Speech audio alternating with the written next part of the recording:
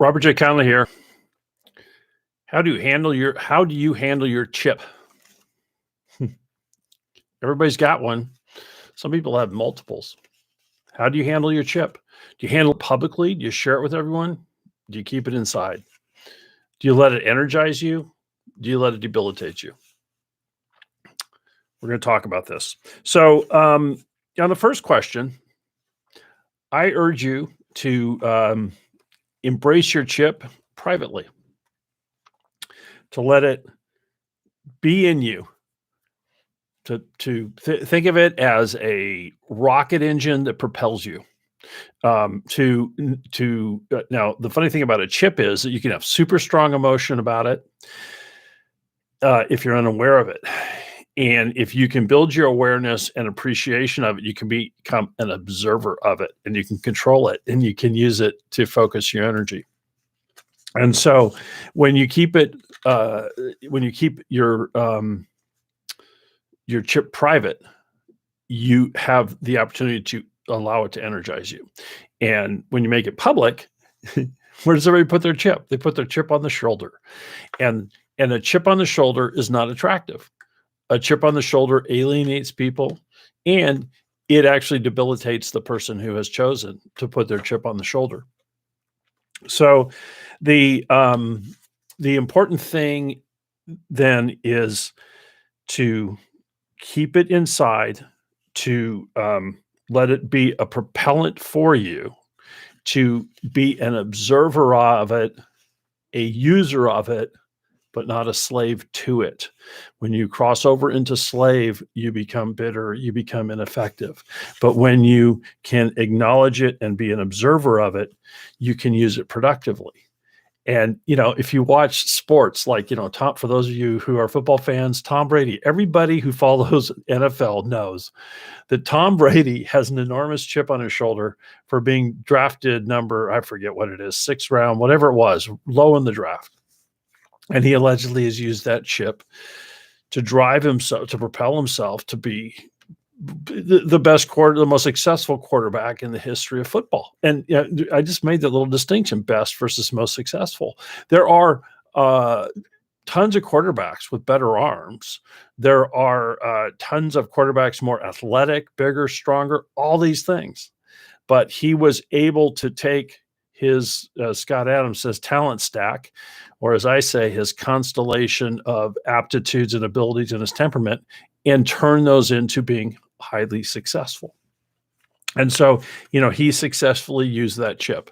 Michael Jordan's another one. Now, apparently Jordan wore his chip a little bit more on his shoulder, but that also caused people to experience him differently, to be, a little more distant, to be, for it to not be quite the same experience. Part of that's personality type too, but I won't get into that. All right. So that first step of acknowledge your chip, hold it inside, use it as repellent, be an observer of it, not a slave to it.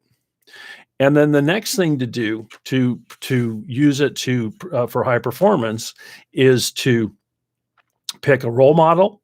Have a few role models, but at least have one real role model, a historical figure. And this is important: a historical figure who you can always say to yourself, what would Abe Lincoln do? What would, for a young person, what would Tom Brady do?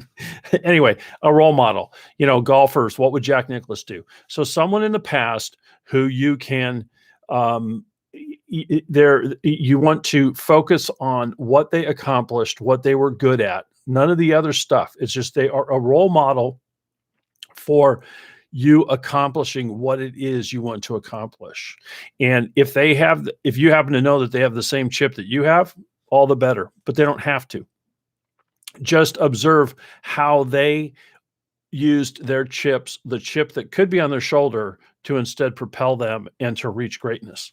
And then the second thing after a role model is a rival. This is a real-time person. This is a person who propels you, who wakes you up in the morning, and you're either if there's someone, if your rival is, not someone you're in head-to-head competition with, it's just someone that you want to surpass, you want to exceed. Like, let's say you're a tech person, and Bill Gates, could be both a role model, but you could also feel a rivalry towards like his entire organization, or towards someone else in his organization. Real time, what are they doing? I need to put in the extra time, effort, focus in order to exceed expectations. And again, I'll go to, this is dated, but it's so out there in public, it's easy to see. One of the great rivalries in the NBA was Magic Johnson and Larry Bird, and they were pretty opposite personalities. Bird was an introvert, Magic an extrovert. Magic just as gregarious as heck.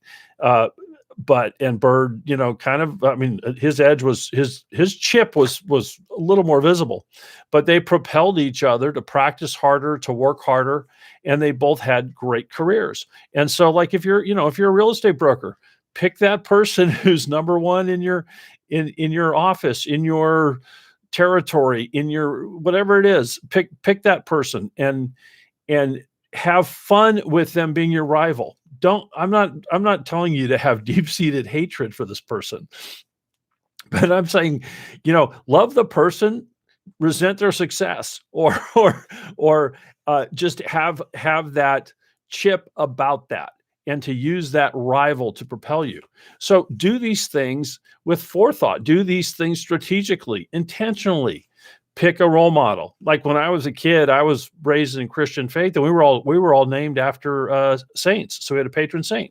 We were handed a role model when we were born. But pick a person who you admire for the person they are and for their achievements, and study that person. Pick a rival because you want to outdo them. You want to exceed what they've done, and that they will propel you to greater heights. And so when I'm telling you these things, I want to urge you to have fun with it. Not so much fun that it becomes ineffective, but also don't get so wrapped up in it, again, that it debilitates you or makes you an angry, resentful person. Picture that person. What would Abe Lincoln do? And then picture that other person. Oh man, that woman is still up working hard. She's out billing me. She's out doing this, out doing that. Okay, I'm going to push myself a little bit harder. So take your chip, keep it inside, let it propel you, move forward, and onward and upward. I'm Robert J. Conley. I hope this helped. I'll see you next time.